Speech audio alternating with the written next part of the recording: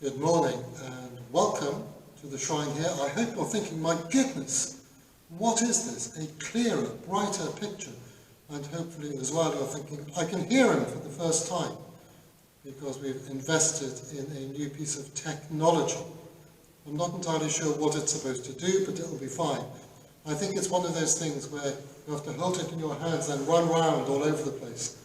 Well, we're not quite doing that yet, but I'm sure that I shall manage to push Mamantam down the stairs and then capture it all and then get £10 from you being framed or something. Anyway, so new technology has come along. It shouldn't come as a great surprise, of course, because we monks have always been at the forefront, the cutting edge of technology. You may not believe it, because you think of just monks now as sitting around and doing illuminated manuscripts, very old-fashioned. But in the time, that monastic handwriting was the cutting edge of technology. It was because we developed that handwriting that all over Europe people could read the same texts. And of course, in binding, preserving and making beautiful books, we kept the learning, the knowledge of the world safe in our libraries. And then just as we were moving to the printed press, to the printing press as it came along, well, that's the time that dear old Henry came along, decided he liked gold and our possessions more than he did monks. So he got rid of us all, or we would have been moving into that technology as well. And 20 odd years ago, the monks of Le Barroux in France, they started live streaming their office.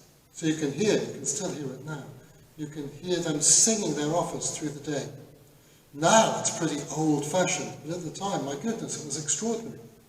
And 15, 20 years ago, the monks of Farnborough, they had a cutting-edge website, the likes of which we'd never seen before.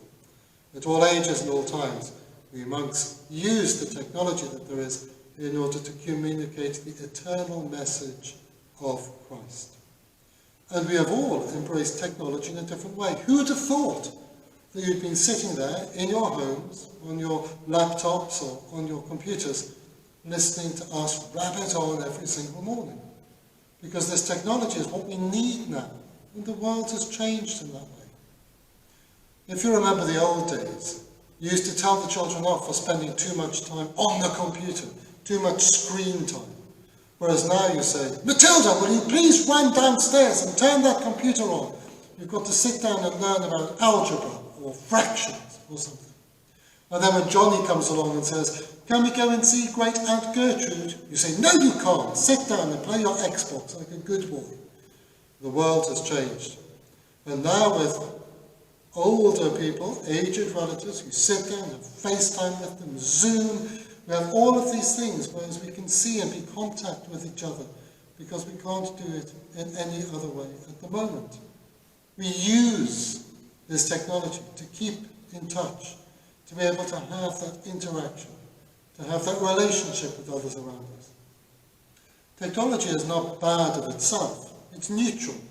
It depends what you do with it. Everything can be turned to good, everything can be turned to ill. Not quite everything, but most things can. And so this technology that we have is something which at the moment can really enhance our lives.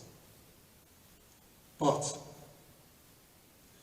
even with the best technology, you can't reach out and give someone a hug. Even with the best technology, you can't go and open a packet of biscuits for them. Even with the best technology, you can't just reach out and hold their hand. We are human beings, and we show our humanity by our senses, by our smell, touch, taste, our feel, our hearing. And this is what we need and long for now back in our churches. When we're open again and things settle down, don't think, oh, it's okay, I'll just live stream something, or play back all of this holidays.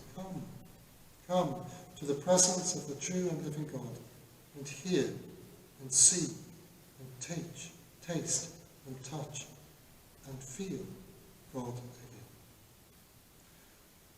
So, with this great new development in our technology, I hope we come to you a little more clearer and a little more beautiful.